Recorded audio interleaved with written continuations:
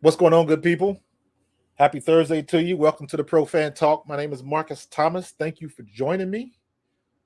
We got a live show tonight. Got a couple friends in the building, some EKU alumni, boys from the crib. We're going to represent tonight. Got a lot of good stuff to talk about. We already got some people in the chat that's looking good. Sean Young, is always, number one out the limo. Sean, I appreciate you, brother. Who else is in there? Vince, I see you. I appreciate you. Brian Daly, my guy. I got you, bro. I appreciate you. Thanks for joining me. Christopher Kicks. Come on, Kicks. I need some new swag too, man. I got to get that. If y'all don't know, Christopher is my grandson. And he is number 4 out the limo. We waiting for somebody else. Can we get 5 out the limo? I know somebody else is out there. We already got 10 people on the call already. So we getting ready to do it, man. We got some good things going on. A lot of stuff going on. It's playoff time. My Eagles have got the bye. So we're chilling. Get Jalen Hurts' shoulder healed up. But still a lot of things going on in the NFL. The NFL is the gift that keeps on giving. But all my friends that are first out the limo, you are brought to you by our friends at Fan Up. Fan Up is the best way to enjoy fantasy sports, daily NFL contests, and more. Win great prizes. Sign up today. Use promo code A2D for 5,000 bonus points of $50 value. FanUp.app. Get your Fan Up on. You know how we do. But I appreciate everybody joining me. We got some special guests tonight. I'm not going to waste any time. I got some friends. I got 2 of my friends that I played college ball with, and one gentleman I just met, and we've been going back and forth through Facebook. But these gentlemen are representing the NFLPA chapter in Cincinnati, my hometown. And with everything that happened with the Damar Hamlin situation, these guys took it upon themselves. They stepped up and they did what they can. A lot of times you wonder what you can do in a situation like that. You do what you can. Whatever it is, every little bit helps just to let people know that you're thinking about them. And without hesitation, I'm going to bring my guys on. We've got Joe Kelly. We've got David Wilkins. And we've got Mark Collins. Welcome, fellas. Welcome to the Pro Fan Talk. And thank you for being with me. I know this was kind of short notice. But everything that was going on with Damar Hamlin, rarely do you find yourself in a situation, especially with everything that we've seen playing football from Little League all the way up to the highest level. It is very rare when you find yourself in a situation where you can say, I have never seen that before. And this was that situation with that young man on that field. I've seen people get off in stretchers, and everybody was looking for that thumbs up. But when he was down there for that length of time, obviously people were thinking the worst. And whenever you have a whole stadium that's silent, man, that's a scary situation. And that is something I had never seen before. What was you guys' reaction when you saw it, how it was going on? Can you hear me? Yeah, I can hear you. I was Dave, I think you're muted. I was actually my season. I have season tickets for the Bengals, and I'm actually right behind the visitors. So I was literally right behind the Buffalo Bills. And initially, when he was down, I didn't kind of see it, and then I seen they played the replay right away, and I seen that he stood up. And then he Right. fell down, and I was like, there wasn't a neck injury, and then he was motionless. So, of course, you're looking for a thumbs up. You're looking for a movement of his foot or something, and you didn't see that. And then you started to see uh, literally sheer terror on his teammates. Right. And now, once you start seeing that, you're like, oh, okay, wait a minute. This is serious. Like you said, I've been in games where guys broke their legs. Played in Super Bowl 23 when Crumry broke his leg. I was literally Yeah. right behind him and seen his bone come out the sock. And played with the Jets when Dennis Bird was paralyzed. And this this was different. And you started seeing the panic on those guys face, man. And as a brother, NFL, those that was just like a teammate to me. And it was every emotion that you seen those Buffalo players were going through. I was going through those same emotions in the stands. Right. Yeah, and I totally second what Joe said. It's just it's very emotional seeing that on the field. And I wasn't at the game, but it was just still so emotional because that could happen to either one of us, and it was very emotional, um, and you knew it was serious, so you just start praying immediately. Right. I may have been a little bit insensitive to my fiance because I was like, "Oh, they're gonna pick him up and they're gonna go on with the game," Yeah. because that's what we used to. That's just Yep. my thought process. That's the first thing I thought, You weren't the only and, one. and then it just kept going on. I said, "Well, dear babe, this is different," and I was shook for the next day and a half, just kind of like, man. Ronnie Dixon called me. He played for Philly Yeah. and Kansas City. We got to talking. I said, "Man, I'm glad you called." So I just needed to talk to somebody, man, because it just rarely ever, like you said, do we ever see somebody maybe have died on the football field. And we done Hasn't played happened. Pop Warner, high school, city ball, everything. And I've never seen that. So right hit, right time, wrong outcome. So Yeah. yeah, I was shook, man. But I was shook. If you're asking me how I felt, I was Yeah. shook. It was for me, the scariest thing of it was that was not a hard hit. That was No, not something no, where you like, oh, and no, like no, Mm-mm. no. it was something normal, Mm, happens a million times in every game that we play. yeah, yeah, Every time. And it wasn't anything out of the box. It wasn't penalty worthy or anything like Mm. that. And that was the most sobering thing for me. It was yeah, like, wow, that was just a regular old hit. yeah. And seeing when it started to kind of get serious, when the guy Demar wasn't moving, and then with the responders, Yeah. and that I literally start seeing chest compressions, Mhm. and I'm like, That ain't good. what the bleep bleep, what is that? Yeah. And now you're terrified, and you're terrified for him. And even before the game, they had showed him, going to the walking up to the stands, and giving his mom dab, so everybody said in the stadium knew that she was there. So Mm. my just thought was, that's me on the ground, that's my mom looking at me motionless, or one of my teammates, so you just, as a football player, and us playing from Pop Warner to high school to college, everything it was just racing, and all the times you were in, you know, situations where, here, getting burners and pinched nerves and broken bones, and all those things, just everything was just coming to light, man. And it was honestly, it was sort of terrifying, honestly. Yeah, man. So and when you whenever you get to a situation and you've seen Joe, to your point, they're pumping on the chest immediately, like you said, that is terror, because you never know. Now you know it's out of your hands. Hmm. Now you know it's like, uh-oh. You hope the people that are trained to do what they're doing know what they're doing, Yeah. and they saved that kid's life that night, man. They saved that kid's life. So, fast forward a little bit. Now he's in the hospital. Now, what prompted you guys to take action? How did that whole thing take place? Joe Go ahead, Kelly. Dave. Joe, go I'm ahead, Joe. pointing up to Yeah, Joe yeah. Kelly. Oh, Okay, okay. okay, But okay. what happened was in that morning, he sent out a text, and I got it. And the day went going by. I'm busy on the phone, work. And then later, Mark called me, and he said, "I don't know what to do." Joe, I said, "Well, let's get on a three-way call." So we got on a three-way call. We still didn't know what to do, and I don't know who said it, but we said, "Well, let's just go up there." And then we went up Yeah. there, and the police said they couldn't let us in because of HIPAA laws. And then he called his lieutenant, and they walked us right up there. But Yeah. before we go on with that, I'll let Joe, Yeah. because Well, Joe so came Joe up with. was the one that Joe headed this whole thing up. He sent a text out to Dave and I saying, "Hey, we need to do something with the family. We don't know what to do, but let's just do something." And so Yes. I ended up calling Joe directly, and I said, well, "What's on your mind? What are you thinking?" He said, Mm. "I want to do something for their family.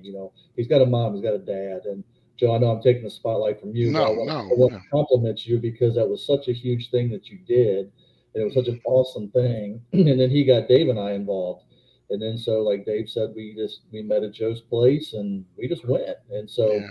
didn't have any clue if we're going to get there or not or up there, but Joe did some talking, did a great job, and next thing you know, we're in the ICU waiting room. Yeah. With Brandon Yeah. Bean and the two trainers, and so Joe, I'll let you take it from there. And about the whole thought process, because you're seeing the world respond to this guy. You're seeing the NFL brotherhood respond to, and they were given to the charity, and the entire thing. I'm sitting at where I'm sitting right now, and I'm saying, I'm thinking about his mom. At the time I didn't know that his dad Mario was in the stands as well. So I'm thinking about his mom, be my mom, and I know she hasn't left her baby's side. I'm picturing her in that uncomfortable cot in the hospital with the same clothes on. So is she eating? Does she have a change of clothes? Does she have enough? Because you come to the game, you're dressed, you're leaving either Monday night or Tuesday morning. So this time it's Wednesday afternoon. So I called these two guys, president, vice president of our local chapter. As soon as I was sitting thinking, those are the two guys, I said, okay, if we're going to do something, I can try to. I did have a definite plan, so I shot it out immediately to these two guys. We got together and we just said, let's go up there. And that's what we did. We got up there and we were escorted up there, and Brendan Beam, the GM, was there. Nate, and then the other guy's name, Mark Damani, he was an assistant trainer, and they're literally sitting there, Marcus. They're sitting there in a chair. They were the same clothes they had on Monday night. Yeah. So you're just gonna, okay, what can we do? They can't use the funds that are being donated to the charity. Right. We just you guys need something to eat. You need some socks. You need a beer. It was literally, little things that nobody is thinking about. And Mark initiated a text, and Dave, and we just start sending it out to the brotherhood, the NFLPA, man, and the response. Marcus' response was crazy. Dave can tell you about the response to him. Mark can tell you about the response to him. I had a response to me. People wanting to cook, people wanting to do her hair, people wanting to be a masseuse, flying private jets. It was unlimited van, Sprinter service. I mean, Mark, Dave, tell them about it. I mean, it was crazy. They got crazy, right? I had the vice mayor. What we tried to do was we wanted to raise cash for the family. That's what we decided to do. So my text generated ultimately about $3,100 in cash. Now, some of that came from nationwide. I did a national interview with Solomon Wilcox and Ed McCaffrey on the NFL Sirius Network or whatever that is, and people were just sending money because it was such a great thing that Joe had suggested and things like that. So ultimately, we had $3,100 cash that we were able to go up there on Friday evening, present to his mom and dad, and they were just very appreciative. You felt it in the hugs that they gave us. Yeah, man. It was a great moment for us. It was a great moment for our chapter, the brotherhood, and just how everybody stepped up. I mean, and this is the reason we're chapter of the year out of 33 or 32 NFL chapters of NFLPA. Nice. I didn't realize that. Nice. So. Yeah. It was, and going up there, Dave. I mean, when we get up there, this is because Wednesday he still had the breathing tube in him, everything. There was still, uncertain speculation as to what was, if he was going to pull through. We get there Friday and they take us up there. We met his agent Ira, and he walked us upstairs, and DeMars, man, is in the chair with the tube out, FaceTiming his teammates. And it was just mom and dad came out, man. It was just, we went in the room, man. It was just Marcus, I can't even describe the love, that we all felt, me, Dave, Mark, Miss Nina, and Mr. Mario, and his agent, man. It was just, it was such a special moment, that they allowed us to interrupt the happiness of their baby getting up out of bed, taking that tube out, you know. Right. So, you know, I can get emotional now, you know, but, you know, David and Mark, you know, they were there, and they felt that, you know, that same, you know, brotherhood, and just sticking up for our fellow guy. You know, You know, that's it. Go. what I've said to people is that it doesn't matter what position you play, what Mhm. team you play for, what race you are, what political religion. It doesn't matter. This was a brotherhood, and this is the word we use a lot. The brotherhood is real. The power of prayer was really real. Oh yes. And to Joe's point, you felt it in that room. It just Absolutely. there was a slight buzz, just a great feeling. It was just a great time for everybody, and I was just blessed to be there. I'm gonna go back to the first time when we went up there. From what Joe said, that he was sitting in a chair. The first time we went up there, these two young men that played high school ball with him came out the room, and they were like, he blinked 3 times at us. So that was just us getting pieces of what was going on, because Right. he still had a breathing tube in him the first time, and nobody knew what was going on. But they were so excited when they came out the room to find that he was Yeah. breathing. And then, you know, a couple of days later, we go back up there. Like Joe said, he's sitting in the chair next to the bed with his feet up, just kind of chilling, like everything's good. And it was Yeah. funny, the doctor, when he said that the lights are on and somebody's home, because the Right. lights could have been on and nobody may have been Facts. home. Yeah. So Facts. all his Facts. intellectual brain activity was Yeah. fine, Yeah. and they were just waiting to see if the heart functions and the rest of his body. But Yeah. the feeling, I'll never forget his face when Mark presented him with the envelope, because he was stunned. Mario, Mr. Dad, Mario Mr. Hamlin, Hamlin. Yeah. his Yeah. dad, he was stunned. So I'll never forget that face. But it was all done in love. It was not done in this. This what I like about the whole thing. It wasn't done for David, Mark, or Joe. It was done for them. Not for We, optics. we were privileged to be there, and when we handed them that money and their faces, and it was for Lamar, and like he said, it was like that was my mom and dad at the game. So Right. it was something we'll never forget, man. Yeah. Yeah, Absolutely. man. And the Absolutely. one thing that I thought that was one of the most powerful things, because it sounded like you get the idea, because everybody was showing that one. He did an interview on some show. I'm assuming it was in Buffalo or something, and he was talking about some of the groups, and you could tell the kid had a very strong spirituality about him, anyways. Yes. You know what I mean? And then Yeah. after all of this stuff that happened, I couldn't tell you. I don't think I've ever seen another first where you have somebody pray on national television, let Yeah. alone ESPN. Dan Yes. Orlovsky, yes. Yeah, when Yeah. Orlovsky had that prayer live on television, you don't ever see that No. especially in this day Yeah. and age with Yeah. everything They going want. on. Yeah. They want to keep that And out. just Yeah. for everybody to now, you got the teams praying and open, because it's funny now. We can all say, like, we're old school. We used to pray before the game. We used to pray after the After the game. game. Yeah. All of that kind of stuff. Now you don't see it as much, and this whole situation has brought that spirituality back. It was there, but you just didn't see it in mass like you did when everybody was praying for that kid, man. And that was powerful. Yeah, it was. I think another powerful moment when I was watching ESPN and Rex Ryan, Yeah. because I remember when we went up there on Friday, and they said the first thing he said was, "Did we win?" Did we win? You know, Yeah. dude, you literally died twice on the field and in the ambulance, and to say that and to see Rex get choked up where he couldn't even literally he couldn't talk, Yeah. and we were feeling that same emotion when we were told he woke up and he wrote down did we win. And the crazy thing about this, it happens. I think everything is preordained, man. I think it was God's plan, God's will, because that dude. You think about today's athlete, the money that they make compared to the money we made, and this dude was only trying to raise $2,500, and with that $2,500, he was going to go back and take care of his entire neighborhood. Right. $2,500. Right. That thing almost $9 million, man. And you just the stories, and you've seen the previous interviews of this guy, and you saying, man, this is a special dude. Yeah. We're all special, but this is you understand. This is a special guy.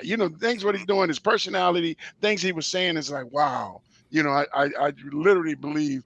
And Mark, Dave, you guys can attest. We walked in, and Brendan Bean, the GM, said that this family was one of the best role model families Absolutely. he had ever seen. Mm-hmm.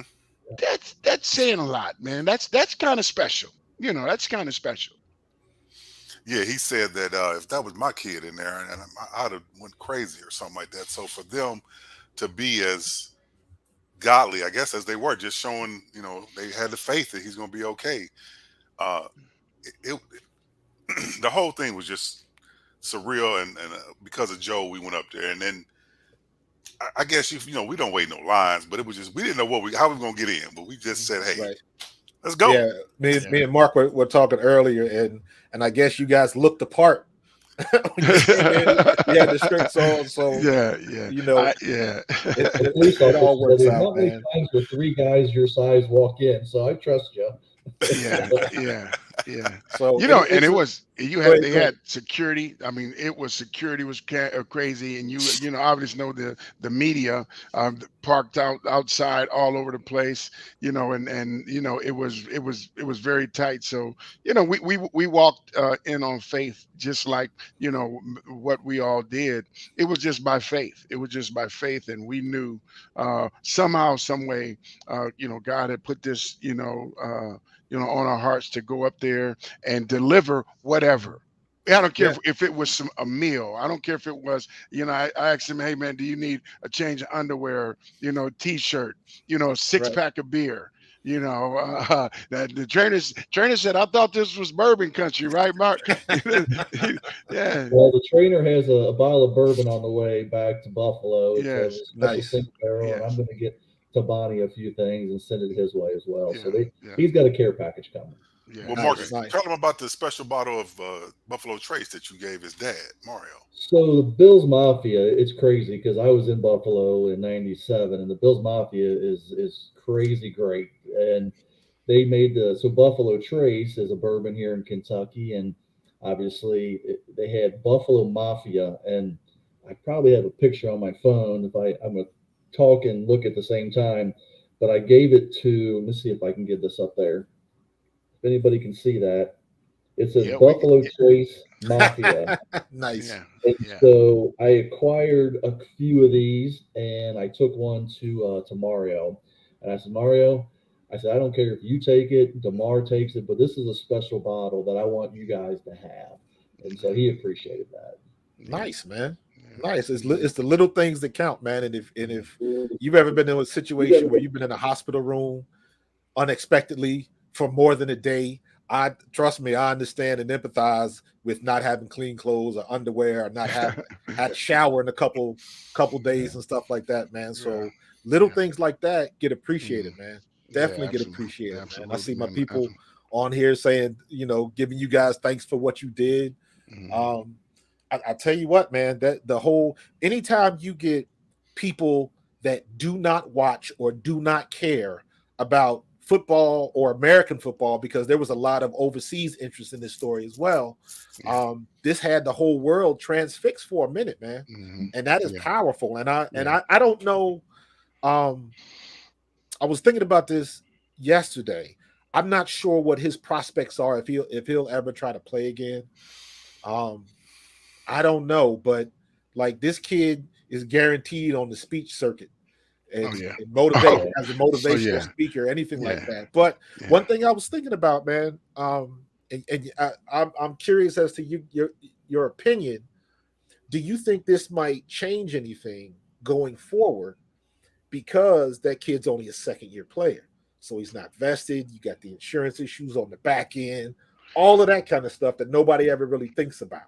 Yeah, Go ahead, Joe. I think because when they initially said they were going to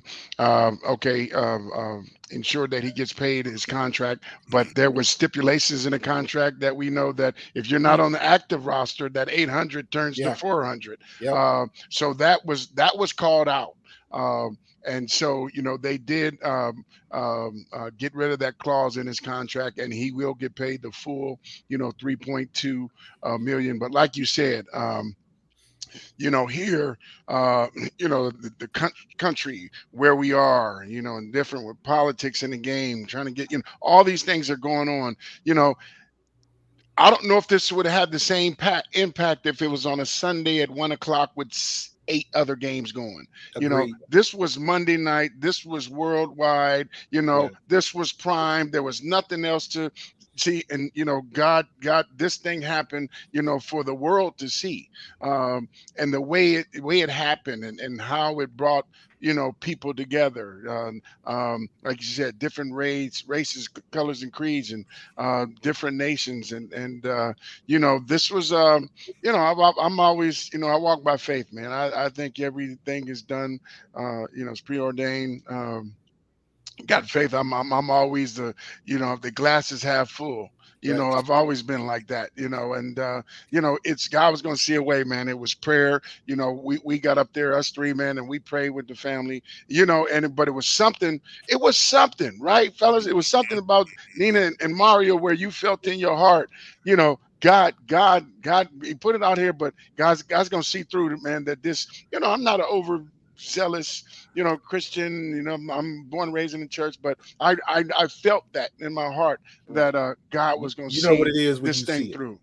You know what it is when you there's see it. something there. There was a slight buzz in the air that night that just felt good. And that's what we talked about after we left. It just felt good to do something really good. And it had nothing to do with the individuality of the whole situation. We did it as a chapter. The chapter of Cincinnati, the NFLPA really stepped up. And it was just huge. And we really, really felt good. And, it was for them. It was for the family. It's not about us. It was all about the family. Absolutely. Right. And it's and I tell you what, man, we get to the point after that happens, and we get the elation of hearing that he's released from the hospital. Now he's in Buffalo, discharged from the hospital in Buffalo. I'm sure he'll probably be at the game this weekend, in the suite or somewhere. I would imagine that Buffalo's going to take care of him for the long term. But and then you hear about Charles Johnson. And I was like, I couldn't believe it. I don't know if you guys heard that story. The running back USC. No, that's Charlie White. That's Charles White. Charles Johnson was the receiver. He played for the Eagles, played for the Steelers. Yes. He took his life. Took his own life the other day. Yeah. Man, mental health has become a buzzword now, man. Yeah. And the things that I always joke. Mark, I'm not sure if you know. When he was still there, Alan DeGraffin Reed and Ron Carpenter. Yeah, Dave, I think you know him. I know both of them as well. But I went. Those are the guys from my high school. We all, made it to the show together, man. But every time we see each other, like, hey, you good? Everything all right? Still got all the marbles up there and everything. And sometimes I gotta remember, I was with the Eagles in '93, so I played with Wes Hopkins. He's not with us anymore. Yeah. I played with Andre Waters. He's not with us anymore. Mm-hmm. You know what I mean? So just keeping the lines of communication open, because at this point in time, there's no reason you can't check in on your brother, see what's going on. Like, hey, just to talk, or to, like you guys did, do what you can. Just show up. What do you need? Just if not for nothing else, just asking the question, man. Yeah. I think that's why really our chapter is growing, Mark, because the fellas, it's not the VP and the president, right? It's the fellas, man. The fellas are starting to come out. We're starting to do. It used to be. I can't say used to be. So say, Mark, you got an event going on, Marcus Thomas, and then Joe, you got an event going on. Well, sometimes people are like, well, I can't do this because this going. No, whoever can go to Mark's, go to Marcus. Whoever can go to Joe's, go to Joe's. And we're starting to understand that, because everybody got something. But we all have a main base of operations with the NFL Players Association that we're going to disseminate all the information that everybody needs on your health care, on what's Joe got going on this week, what Mark has going on, whatever. So that's what's helping this chapter to grow and bring us together so we can help each other through what you're talking about. And the mental health, um, we set out. We had a meeting, and then we sat outside, smoked cigars. Me, Mark, and Joe, and just Yeah. talking. They didn't know that just going through some stuff that I had been going through. I thought about suicide, man, and then I worked through whatever I had going through. Never thought about it, but worked through it, and I never said anything about it. And then I told them. So that's how our relationship started to grow. And then now we're able to just talk to the other guys. Hey, man, what you need? What's going on, man? We here to help however we can. Like he said, we're here. $10 or a beer, or need some socks or underwear, whatever we can do, man. We'll talk. If we can't do it, we're gonna ask somebody in the group. Hey, guys, who can do what? Because that's how our chapter's growing. Yeah, and to Dave's point, I mean, we have 3 meetings a year as the NFLPA, and last year we did one on financial issues, and we do all kinds of different things. Well, one of the things Dave and I talked about is we're going to do a mental health, because it is real and it is important, especially what we just saw last Monday. It's raw emotions that we need to get out and talk about, and we have some ideas about bring certain people in to talk to our group, and we will. And that's something that we really want to do. And a little bit about our group. 5 years ago, there were 6 people sitting at Olive Garden in Middletown, Ohio. And now we're up. Yeah, that's literally how it was. And then, with Dave and I and Joe and some of the other people in the group, we've grown it to, we had 26 people there on our December meeting, and we should have had 30. And so this brotherhood is real, and people understand. And, Dave and I, we give out handouts on your benefits and, just little things that you can get as a player. And this is the information we need to get out to the guys. And it's just, it's a team effort. Football's a team effort. This whole chapter is a team effort, and it's been awesome. So I really appreciate everybody. Yeah.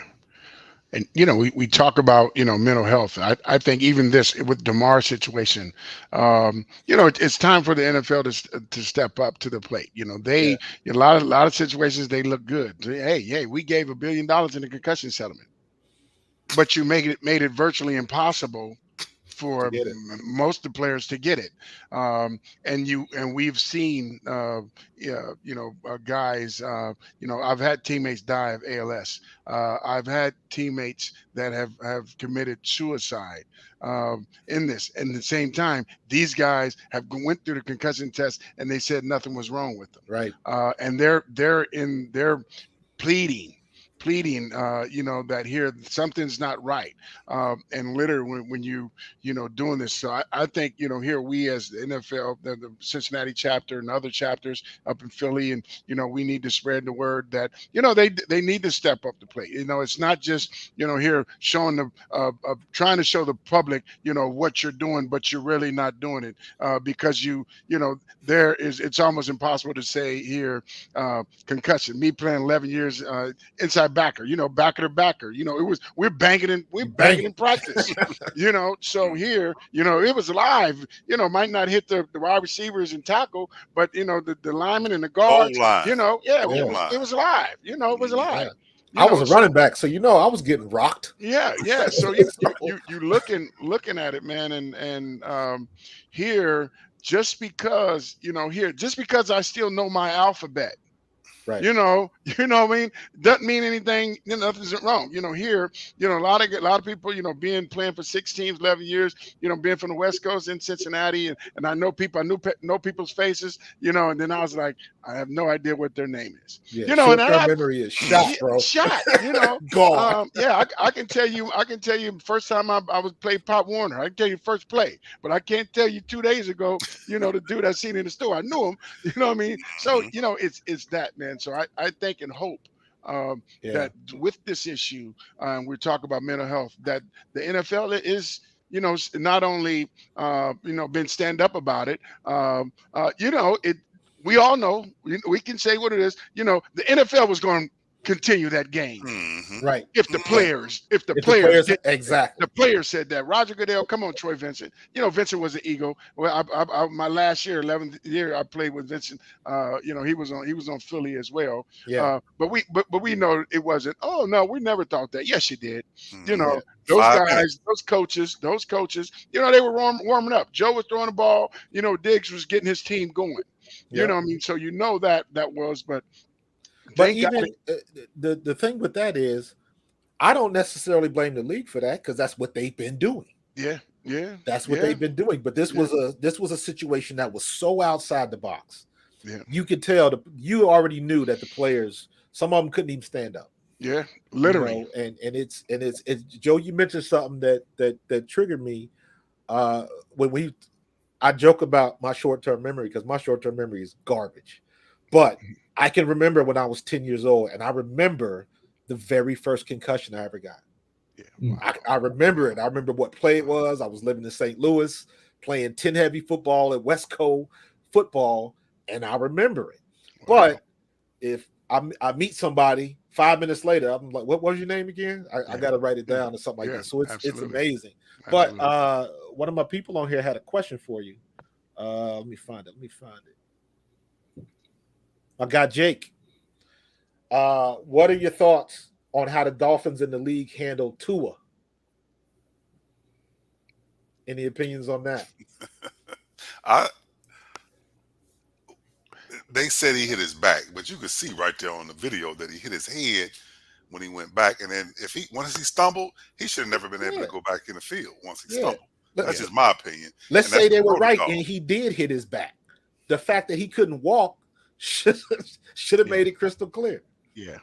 And it's a different time, and these guys, this era is a lot smarter than we were, because we went out there, we played with concussions, we played with broken fingers, gave me, hey Joe, where are you? I'm in Buffalo, what quarter? Second quarter, I got a concussion. I was playing for New York, got a concussion in the second quarter. I remember, trainer picking me up, and then I kind of shake him off like, what you doing? He's like, well, Joe, you were knocked out, and I played the second half. Next thing you know, I woke up in New York in my bed. It was 3:00 in the morning.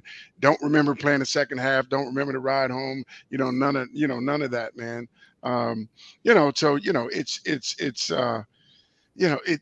I'm just hoping that here, with that situation, we had to show toughness then. Is different now. So you've seen that, and so I don't know what the trainer really was thinking about when Tua got, but everybody could see that he was concussed. Right. You don't do that. You don't react. You don't. When his fingers went like that. It was So there was something there. That definitely, it was, you could say it was neglectful because it wasn't, your normal kind of wheezy. I can't remember the current. It was maybe 2-3 weeks ago. One of the guys got dinged, and the wide receiver was trying to stop the game, and he got the game stopped, and he came and grabbed the other receiver. He had got dinged, got concussed. It was that was the Dallas game. Yeah, because it was a dude on the opposite team, wasn't it? No, it was his teammate. He got tackled in the scene. He got up, he was wheezy, and they were going to the next play, and he was a wide receiver, and he was looking at doing the ref like he made him. He got the ref. He said stop the play. Stop the play. I can't remember the team. Yeah, so it's that, man, and at the end of the day, man, we just the way the Bengals and the Buffalo Bills trainers reacted to DeMar and how quickly within a minute they were doing CPR to recognize what was going on.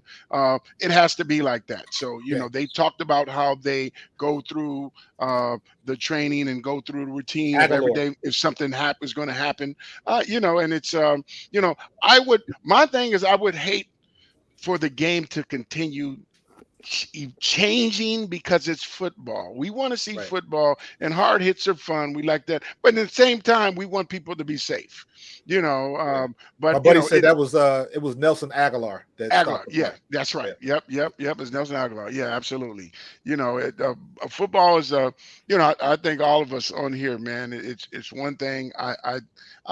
We love football. We love the sport. I don't know if any of us would have changed anything. We know what we signed up for. Yeah, and it's bigger. So the DeMar is that's how big this thing is. This thing is life and death. You guys are my brothers. Through life and death. and that's something that, evolved from the guys you played Pop Warner with, college with, and the NFL with. And, I retired in 97, and guys that came in here in Cincinnati, we came into the Bengals in 86. That's 30 something years ago. And, our families grew up together. Our kids grew up together, and we're family. We're not teammates. We're brothers. I can hit Mark can hit me, David hit me, when we get off the phone, hey, love you, brother. That's every time. That's every conversation. Yeah, man. So and that wasn't just since DeMar, the situation, it's been like that, man. So, it's and I think, if we can just get it out to all the chapters and say, where no matter where you are, man, reach out to your brother.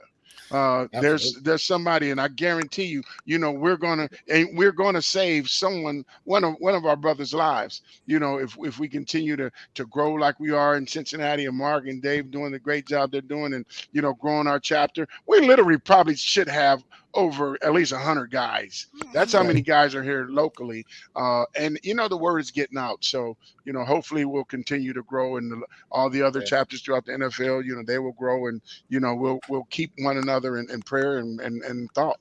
Another byproduct of this whole situation. I got somebody wants to know, like, give a brief bio. So they just want a brief bio of who you played for and when you played. So Joe, start with you, go down to Dave, and then end with Mark. Okay. Joe Kelly, born and raised in South Central Los Angeles, went to University of Washington, the greatest setting in football on the water. Was blessed to be a first round pick in 1986. Came out the Bo Jackson draft. He was the first player picked. I was 11th player picked. Played 11 years. My first 4 were with Cincinnati. I negotiated my second contract myself, and to tell you the difference between them Bengals then and now, I was the highest paid Bengal linebacker in history for less than 24 hours. I signed that contract. They asked me to buy a house. The day I was moving in the house that I signed, I got traded to New York. Wow. Literally to the Jets. So I played for the Jets 3 years. We got free agency in 93. Went to the Raiders in 93, led the Raiders in tackles, left there, went to the Rams. The last year the Rams were in LA. They sold to St. Louis. So Chuck Knox, who were great. I played for some great coaches, played for Chuck Knox. He retired. So then I went to Green Bay, retired after 10 years. And then my coach from Rams was coaching the Eagles. And he called and said, Joe, I need a linebacker. Would you play one more year? And, I was blessed to play my 11th year in Philadelphia. Nice. At least you got a chance to play for Lurie. Lurie's a good guy. Yeah. Yep. Exactly. Mm-hmm.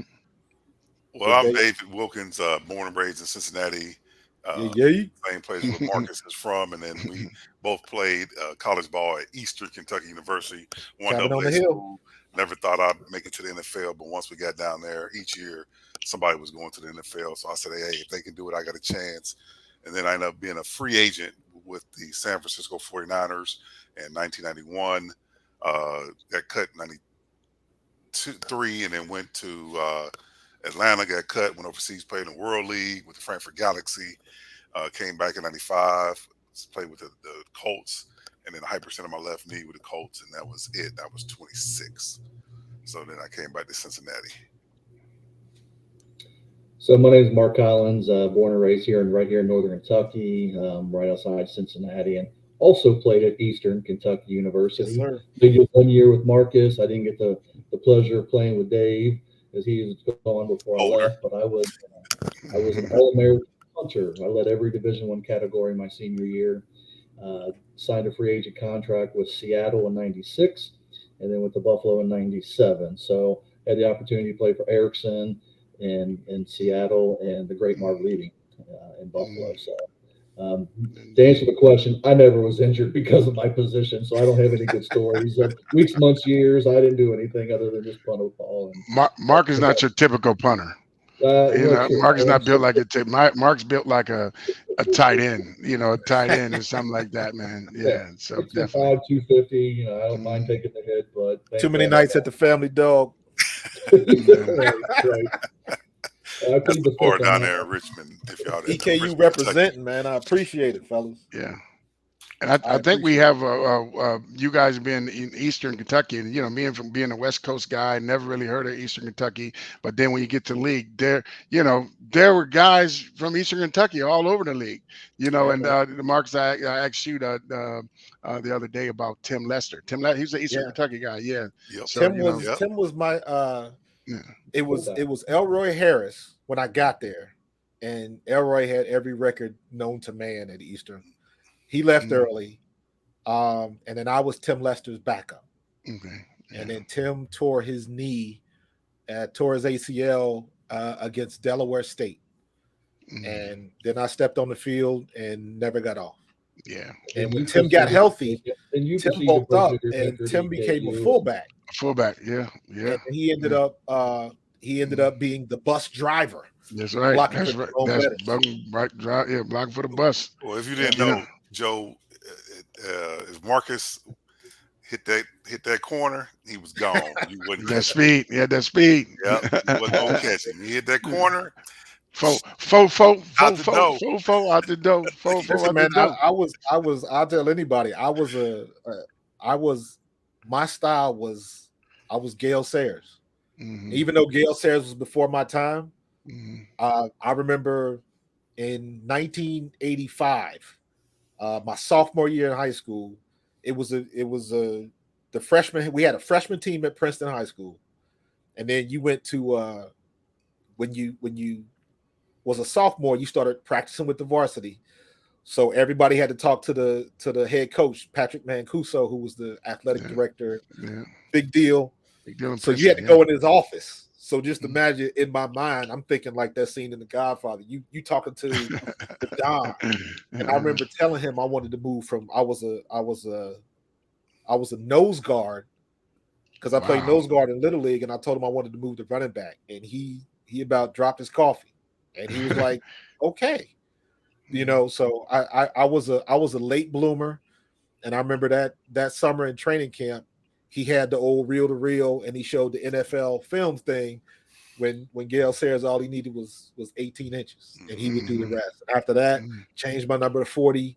I was 40 all through Eastern Kentucky, so he was Gale Sayers was my hero, so I modeled my game after him. So I had an old school heart, man. Yeah, one of the greatest football movies ever, man. Brian's Song. Yeah, absolutely. Gale Sayers and Brian Piccolo, man. That was all time. Still my can't have old school without cool. Yeah. Yeah, but Marcus, I had the pleasure of watching you break the all-time Division I AA rushing record back in '92, I think against Moorhead. So Moorhead State. Yeah. Watching you, and I was like, he literally just broke every daggone record that I know of, and it was awesome. So it was cool to watch that. Oh, we had fun. We had fun in Richmond, man. Let me see. Who is this? Somebody else wants to know favorite. What is your favorite in-game NFL memory? For me, it was the Super Bowl. Super Bowl 23, Cincinnati versus San Fran. Stupid Joe Montana. Man, we let we all know we played with great players. We get it. But Joe had just threw the interception to Lewis Billups. It threw him right in the chest. Lewis catches and nobody was around. He threw it right to Lewis. If Lewis catches it, game's over. I'm still mad about that. So it was that was I've played in a lot of memorable games, but it's the Super Bowl, man. So there wasn't nothing like that, man. And the emotional build up, and then game day, and being introduced as one of the starting defensive guys coming out the tunnel. It was so crazy, man. After being introduced, I had to go to the sideline and tell them I couldn't breathe. I needed some oxygen. I was so hyped out my mind, and literally you see me on there, man, get some oxygen, man, to calm down. So yeah, absolutely, man. That was the most memorable game for me. What about you, Dave? Shit, how can you beat the Super Bowl, man? Shit, we always wanted to get there. My most memorable moment would be, this is my first game with the San Francisco 49ers, seeing No, I'll go back to just walking in the locker room and seeing everybody that you would see on TV. I'm looking at Jerry Rice. I'm looking at John Taylor and Joe Montana and Steve Young and some of the offensive linemen that I heard about, defensive linemen, linebackers that you like, man, they right here. And they just like, hey, what's up? And Joe was not only a good player, Joe was just a cool dude. Back then, I don't know if you all remember Sega Game Gear. Yeah. Yeah. Well, he was a spokesperson for him back then. I said, hey, Joe, can you get me one of them Sega Game Gears? I'll get you whatever you want for it because I was going to give it to my nephew for Christmas. Come in the next day in my locker, it's a Sega Game Gear and 6 games. And I'm like, Joe, what I owe you? It's like, you don't owe me nothing, man. You good. I wish I'd have kept it because it's probably worth some money now. But I gave it to him, and they tore that crap up. But those moments like that, I remember more stuff. But being in the locker room, man, just hanging with the guys, I remember and miss those times about football. And then at that level, so many guys was in so many different things. I remember I was reading the sports page, they reading stuff about the stock market. I'm like, well, I maybe start doing some of the stock because it just so much happens in that locker room. You got the crazy dudes jacked up on steroids. I mean, you got every little village that is in life is in football. So just those locker room moments and just seeing all the guys that I saw on TV, that was the most memorable to me getting in the league.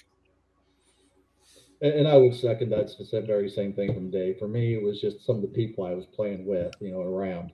In Buffalo, they just came off of 4 Super Bowls, and I'm looking at Bruce Smith, I'm looking at Andre Reed, I'm looking at Thurman Thomas. I'm like, I idolized these guys when I grew up. And so now you're in the same locker room with these guys. It was just amazing. So Jim Kelly just retired in 96, so he was going in 97. But, the locker room was just tight. And that's the one question I get asked a lot is, what do you miss about football? It's the locker room. It's the guys. Dudes, the guys, Yeah. And that's, do I miss 3 a days pumping iron, sweat and puke and all that? Hell no, I don't miss any of that. I miss the guys. And that's what, again, I keep talking about our chapter of Cincinnati NFLPA. That brings us back. And, it is kind of like a locker room. We all get together. And, we got together for Joe's birthday and had cigars. And you should have heard some of those big old stories. You can't tell them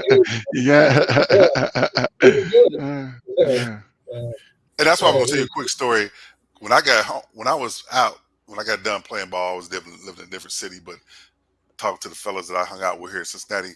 Hey, man, what you do over the weekend? Oh, we went over this dude named Joe Kelly. Used to play with the Bengals. We went over his house for a party. So I'm hearing about this for 2 years. I get home and then we go to a party and Joe didn't throw no regular parties. If you went, I mean, it's full liquor bar, spread of food, and it wasn't even about the liquor, the food, and then had a pool table, and then the atmosphere, pool, but it was just going to be a good time. Yeah, no fights, no bullshit. Everybody cool with each other. Yeah. So it was funny just hearing those stories for 2 years, and then coming back, and then I met him, and then I used to work with him at his group home, and so we've been friends since 99. 2000. Yeah, I got back in 99, so it was about 2000. We met at a club, and just the stories, and then now as we getting older and seeing, what we didn't have, to be able to get this information to all the guys, the young guys. And when I talk to guys, I say, hey man, now that we told you this information, I need you to go to 5 brothers and tell them the same thing. Right. Spread this thing out, because if you knew about it and they didn't, that's why they don't. Because there's never an exit interview with us in the field. It's like, bring your playbook. Hey, we got you on the plane going out of here. That's it. That's it. Yeah. So guys don't know. I talk to young guys now that doesn't know that you get $20,000 a year to go back to get your degree, or $4,000 for a certificate. They don't know about this, and this is stuff that we weren't afforded when we got done. But we want to be able to get them that information, and any information they need. And then that extends to other stuff. It might not be just information about the NFL benefits, but what's going on in Cincinnati, Dave, or who do you know that may be doing it. So that's how we want to continue to keep this thing spread out, so we can all help each other the way we know we can as brothers. Yeah, man. I'm no different, man. My best memory is the day I made the team. And I'm walking in the locker room like I'm one of the members of the Scooby-Doo gang, because I'm thinking somebody gonna come up behind me and tap me on my shoulder. You know what I mean? And just to that when you on cut day, you looking for the Grim Reaper and hoping he don't get you. And when you make it to the locker room, because some people had that story, they got to the locker room and thought they made it and they didn't. Yeah. But then you made it out to practice, and then that sense of relief and elation and all of that kind of stuff hits you, man. And it's I agree 100%. Most of the time, it's not on the field. It's what you do in the locker room with those dudes. I was being a rookie, and I'm sure it was like this at every NFL city. I'm not from Philadelphia, so I got to spend Thanksgiving and Christmas with Randall Cunningham. The same Randall Cunningham I was seeing on Madden when I was in college. That same mindset, you know what I mean? Yeah, so, just definitely, man, I agree with you guys 100%, man. Just the brotherhoods you make, man, and just the times, even like when I was telling you guys about the Super Bowl party and all of or the at the parade, and we were at the art museum, just the fact that you had all those alumni in one room, man, it wasn't nothing but cracking jokes for about an hour and a half, 2 hours, just catching up with everybody, man. And that was the best.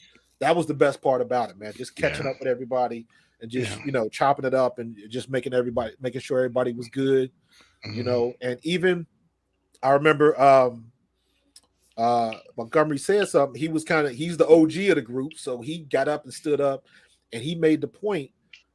Very similar to what you guys are saying. He was like, let's not wait until something like this happens to have to get together. Yes. You know what? Yes. Technology is available. It's too easy. We can do this at any time. So let's not wait until an event.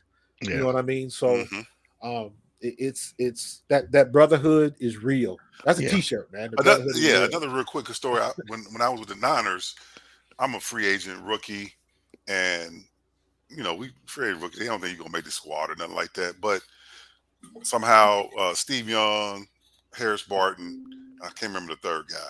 They came up to me like, "Hey, man, we're going to go over to this lady's house and have a meal. We want you to come with us." I'm like, "Huh?" Just out of the blue. I'm out of the shower. Like, okay, go over there. It's a lady. She throw down cooking in the kitchen. Hooked us up. But then after we ate, they were like, "Hey, man, what's going on? How you doing, man? What's happening? Just what you got going on in life? What you want to do outside of football?"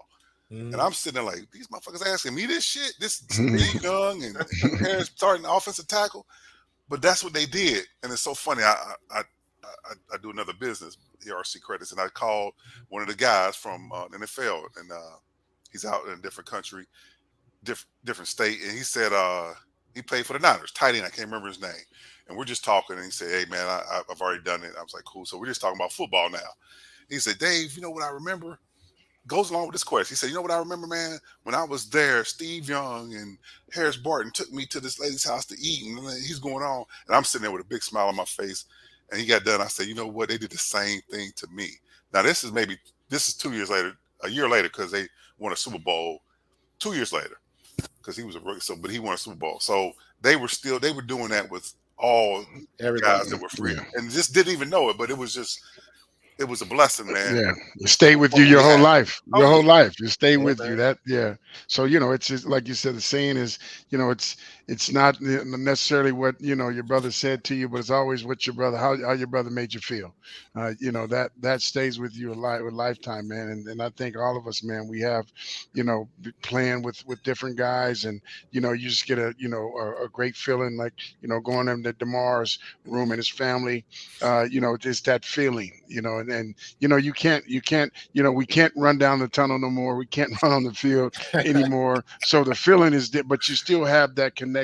You still that feeling, and how your brother makes you feel, and in a lot of instances, I think we don't know, but we've literally probably saved someone's life. I remember, like Dave was saying, when he with us three, we sat down, and after one of the meetings, and we sat down then and smoked some cigars and just talking, opened up, showing our vulnerability, not being afraid to shed a tear in front of your fellow man, your tough NFL player, guy, and to admit some of your shortcomings, whether or not it's personal, it's business, it's relationship, it's kids, it's life, finances, being open. And, here, there may be something that we can say. There may be something that, a direction we can point you in.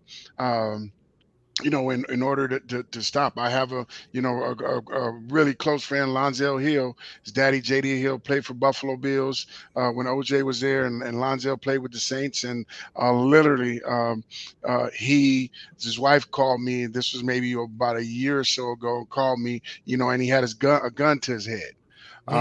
And so, here we talk about the brotherhood. He and I will just call out the blue. And, and whether or not it's FaceTime, and we say, hey man, I don't want nothing. I just wanted to put eyes on you.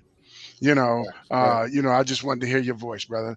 And literally here, through the NFLPA, I was able to point him into the program that was in Tampa because he was drinking a lot, and he went to that program in Tampa. He's been sober since. He's been like, man, 2 years sober, and he was really on the downward path, man. But I think because of connection and calling, and we had that feeling, we had that connection, and I'm not going to say I saved his life, but I know it was something there, that connection we had just spiritually, reaching out to him, and it didn't sound like the same pepped up guy that he always was. And I think here, with us, we talk about what Steve Young did to a rookie free agent.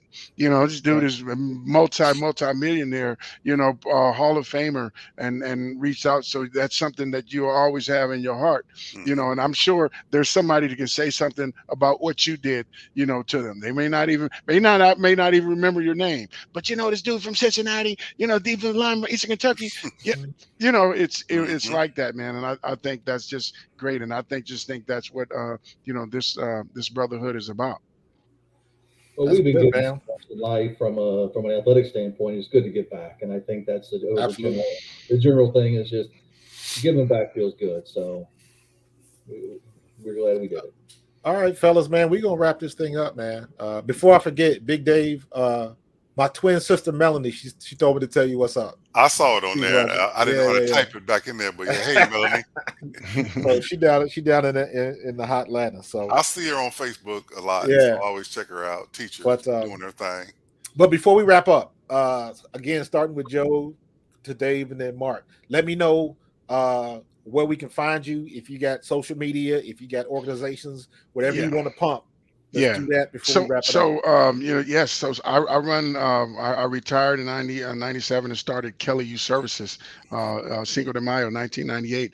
And what I do, I provide group homes. I have 6 facilities for boys and girls between the ages of 21, kids that have been taken out of the home because of abuse and neglect. And we tried to provide. We provide a home and try to provide that structure, trying to get them, especially older kids, be self-sufficient, law-abiding kids, adults. We have kids do a diagnosis, you name it, we have it. Drug issues, we serve the LGBTQ community. So I got a great staff of 32 staff, and we have 46 kids that we deal with. It's a nonprofit. The website is Kelly Youth Services Incorporated. You can go there, and we will be celebrating our 25th year, Cinco de Mayo 2023. Nice. It's actually going to be the gala is going to be May 6th because it falls on a Saturday. But 25 years, man, giving back, and I was blessed to have Dave there for a while, and blessing his experience to with this population. It's a tough population, and it's just a blessing to be around. 25 years later, I'm a Facebook guy. I do have an Instagram, I do have a Twitter, but if you want to find the old dude, he'll be on Facebook. Joe Kelly, man. So appreciate you, Marcus. Appreciate you, man. It was a blessing, to be on your show, man, and honored to be on your show. I appreciate it, man. Big Dave. Big Dave, you can get me at David Wilkins II, capital I, David Wilkins II on Facebook. And what I do, I started doing life insurance back in 2004 with Northwestern Mutual. So I do life insurance, annuities, wills, trust, and estate planning. And then I also help businesses to get the ERC credits. So you can find me on Facebook, or my email address is dwilkinsii@gmail.com. Man, glad to be able to come on. I remember when you started this, Marcus. Yeah. And you shot me everything. It's been about a year and a half or so. Yeah. Yeah. So I remember it. And I'm just glad that we were able to come on and not talk about us, but talk about the blessing that we were, afforded, and being able to go up there and help the Hamlin people because of Joe Kelly. So, Right. And NFLPA and Mark, it's just the brotherhood. So I appreciate you, brother. Yeah, man. Appreciate you. Yeah, so currently I'm in the mortgage business. I've owned my own company for a little over 20 years. I got a website. It's markcollins.biz, B-I-Z. Like Joe, I'm on Facebook. Obviously, just my straight name there. I'm on Instagram and all the other stuff, but I don't do much on there. So if anybody wants to reach out, find me on Facebook, find me on my website.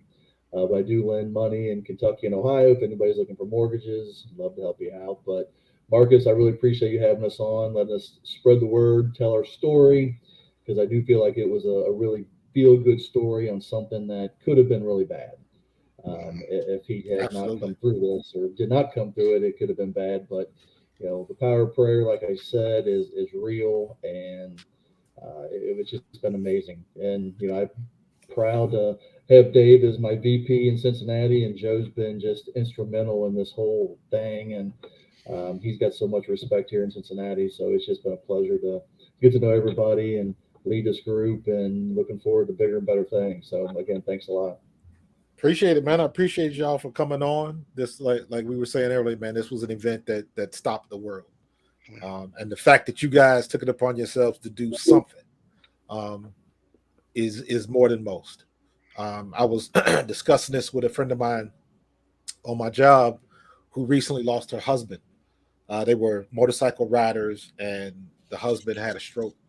And she told me, she said, I know CPR, and I knew what to do, but I froze. Wow. So just in that vein, to be able to see what needs to be done and to actually execute it and to actually do it. Yeah. So big props to you guys, man, and the work that you guys doing. The Cincinnati chapter is going to keep growing, man, and hopefully, if you guys ever need anything from me, if you want to come back on and pump something, whatever, let me know. Let's collaborate, man. There's enough room for everybody to eat, and Yes. you can, I'm trying to branch out.